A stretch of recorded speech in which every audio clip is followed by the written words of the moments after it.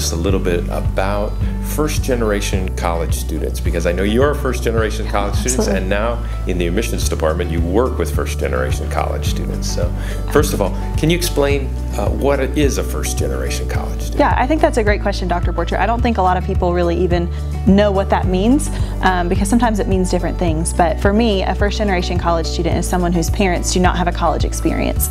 So neither of my parents have a college degree, and that makes me and my sister both first-generation students in our family. And you're not alone. I understand about half of our incoming class is first-generation college students. Yes, actually this year, just at about half of our class, they're all self-identified first-generation students. So what are some of the challenges that first-generation students face? Some of the questions and concerns I had, the first one was, am I going to look really stupid when I don't know what things mean? And the answer I would share with first-generation college students is absolutely not. Everyone is kind of starting fresh with college when they get here. It is a different process than even students whose parents went to college.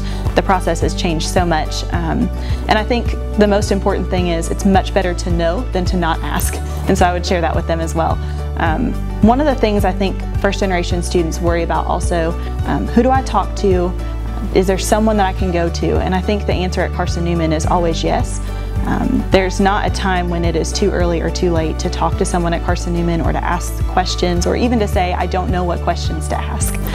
One of the things your admissions counselor can do as you're kind of going through the application process and the enrollment process, they can field those questions for you. And if they don't know the answer, they can get someone who does. And that's really, really helpful. Just making sure that you're connecting with someone, whether it's an admissions counselor, someone in financial aid, or our student success department, or even your major advisor. Well, let's hear a little bit of your story. Tell us about why you decided to come to Carson-Newman and what it was like for you. So actually, I came to Carson-Newman, wasn't so sure that it was the right fit for me until I encountered Chip Hall, our forensic speech and debate coach, and he's also a speech professor in our communications department.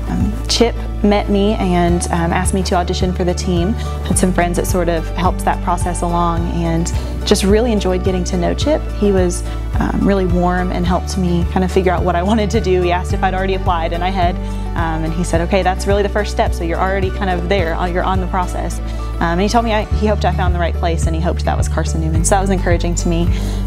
And so we really kind of built that relationship from the time that I was an accepted student onward, and he helped me with that. He also helped me pick my classes for my freshman year, and then became my advisor within my major later. So he was really my go-to person. So that person making you feel connected was really important to getting you involved. And every student finds this?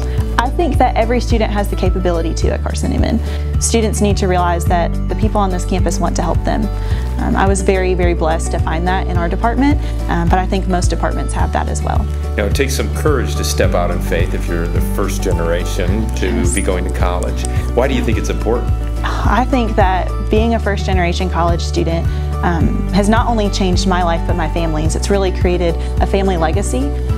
It's something that I see the roots of my own future family that really has rooted our family tree for the future. And I think that's a really awesome privilege and blessing. Not only do I see the value of higher education, but my whole family does. My husband, his family, none of them have had a college experience either. And so I'm really first generation on my side and on his side, which I see as a huge opportunity for us to kind of grow from here outward as we build our family. Well, you've done so well in college, presenting papers at national conventions, finding a professional life for yourself. We're really delighted to see where you are and what college has meant for you. And I know it can mean a lot for other people. Absolutely.